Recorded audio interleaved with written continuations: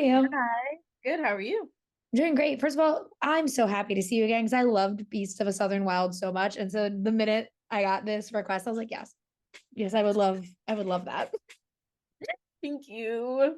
But you get to not only star in your own kind of sci-fi thriller, but you're also J Hud's daughter, which I feel like that's just dreams come true. But That's one. when you do get to be in that sci-fi thriller aspect of this, did you have any reservations about kind of diving into that genre? No, none at all. I mean, I'm one of those people without acting in general, I have to try it once. I have to see what it's about because imagine you didn't try something Mm. and if you did, it would have been your favorite thing in the world. Imagine that. That'd be so sad and tragic if you just never did it. So I'm gonna try to do everything once that I come across. If I don't like it, that's fine. We'll never do it again. But why not just try it? And I could end up liking it, hating it, loving it. Who knows? Yeah.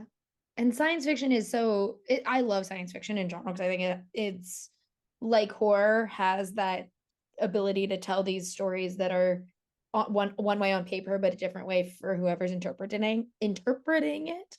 But with Breathe, it has that survival stake as well because it's your post-apocalyptic like zombie movie, but not zombies. Like you're just in the post-apocalypse.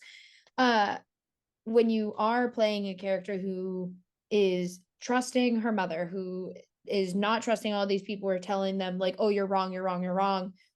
How does that all play into like you approaching a character who we have to understand where she is at the start with her parents? Um, I feel like it comes in the moments before the moment, like before I say what I say. For example, Zora petitioning let them in. Couple Mm-hmm. scenes before that, she's like, "Girl, ma, there's nobody, there's nothing, there's no reason to keep doing this. Like, we might as well just stop. Like, it's getting old. I'm bored. Like, let's move on." If you go from there, and also from the fact that she once was living normal, she wants people, she wants something new, she wants a change, so if that means letting these people in and seeing what they're about, kinda like how I was saying, trying something for one time, Mm-hmm. why not try and see? Because this could work out, but it could not. Like, it seems like sometimes with Zora that she's not thinking about it going wrong, but she just doesn't care if it particularly goes wrong because it could go good. It could Mm-hmm. work out, but I don't know, I feel like that's a little touch and go for me, but being able to put myself in her shoes and look at it from her perspective definitely helped with me being able to deliver the lines with completely, like, be authentic and mean it with everything. Yeah, well, and it's interesting you said that because I was about to say, I was like, with especially post-apocalyptic stories, it's a thing that none of us understand. Like, yes, it's a like a warning for the world, but it's also like we don't know what that's like. We're not living in a world where oxygen is going away and we have to kind of fight it. But that's when it makes like the humanity of these characters so important. And especially in this movie, it is Zora and her mother, and we really need to understand the bond that they have. Was there anything that you guys did to kind of build that together, or was it more like you guys just kept to creating your characters on your own and then making it work that way? No, we spent as much time together as we could in between scenes because, like, during lunch, like, we didn't really eat lunch together, but there was this time I just thought about it randomly. There was this time during lunch where Jennifer ordered food. She had ordered Indian food, and I never had Indian food at this point Mhm. yet. And she was like, "Hey, I have some extras if you want some." Tried it, and now I'm obsessed with Indian food. Like, I was like, "What?" I've been scared my whole like scared to order it, didn't want to get it wrong, didn't know what to get. And that was like one of the mother-daughter moments because she literally like got some food, like She taught you about Indian food. yeah, like was it good after we get on set? She's asking me about it, checking in, and then we go, we film a scene together. It's like those are the moments that made it. Those are the moments where we would improv or like have our moments outside of even on set where it just felt like we had a bond. And I would call her ma and we would talk about the fact that we should go shopping and like we should go do some stuff together. I love that so much. And I was gonna say this movie, there's a lot of running, there's a lot of fighting, which Mhm. is you've done the very heavy lifting drama in the past, which also Mhm. you were very young and had a lot run a lot. Then you did dancing and singing, which is also a different kind of skill set. And now you have this skill set.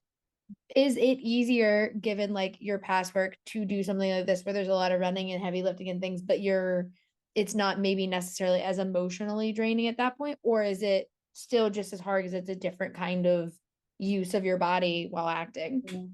I think what makes it kind of hard to even compare all of those together is because there's so many years in between them. Mhm. And my body was different each time I did something that was physically exerting myself. Because breathe, it wasn't even necessarily like the physical aspect that was so hard. What made it hard was the hot ass weather, it being 100 degrees outside, and we got on long sleeves and neck scarves and long ankle socks and big old boots that barely fit me. I was like running and clunking around, and I had the mask. The mask was a project in and of itself. Like we had prototypes on prototypes throughout the whole movie of trying to make sure it stayed on and that it didn't fog up and that the backpack stayed on and that the pipe didn't come. It was so much that was happening that it wasn't even the acting part that was stressing me out or even the physical part of running and like toting guns. It was the mental part of being strong enough to focus on all of these things and still deliver the performance, even though I'm hot and drenching in sweat and can't see through my mask. And I'm struggling to like be emotional because I'm like, can somebody give me a fan? It was just so much, but it was fun for me at the Do end you of the ever think day. about being like, can you just put air conditioning in the mask? You see, that's what we tried, but it didn't work well enough because of how hot it was outside. Oh, It was like I have a little fan right here. The fans were like this. uh-huh. So it was like a little woo, and they put it through a pipe and it just wasn't enough. It just You wasn't need a enough to whole create AC the experience. unit. Yes, 100%.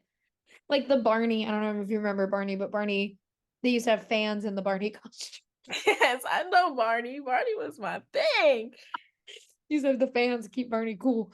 But for a last question, one of my favorite moments, I believe it's in the trailer too, is when we get to see Zora, she's sitting on a swing. And Mhm. it like reminds us that she's still a kid. Like even Mhm. though like they're in this world and she has a lot of responsibilities, it's like she still has that mindset of like, oh, I want to sit on the swing set kind of deal. Were there any little moments that you got to kind of add to her as a character to like remind the audience of that that maybe weren't as obvious as like her sitting on a swing set, but like just throughout your performance? I feel like I did that with choice of words a little bit. And also in moments like there's a scene where I'm asking my mom for a little bit of wine. Like, I want to just come on, mom. Like, you want to kind of energy to the character. And I feel like that's the only way I could really do it is in her actions or like her throwing the softball and kind of like being in her own world or on the radio talking and being innocently talking, not just talking being like there's no one there or anything like that. Just being like, hello, anybody here? Like curiosity of what it was like to be what, like 16, 15. Yeah. In that kind of world. Yeah. Oh my Yeah. gosh. Thank you so much for talking with me. I really I can't wait for people to get to see Breathe. And again, it's so nice to see you. I want you in all the movies. Put you in Thank all of them. you. Thank you I'm so excited much. for everyone to see it too. It was nice talking to you and meeting you. Of course. Thank you so much. I really appreciate it. Have a great one. You too. Bye. Bye.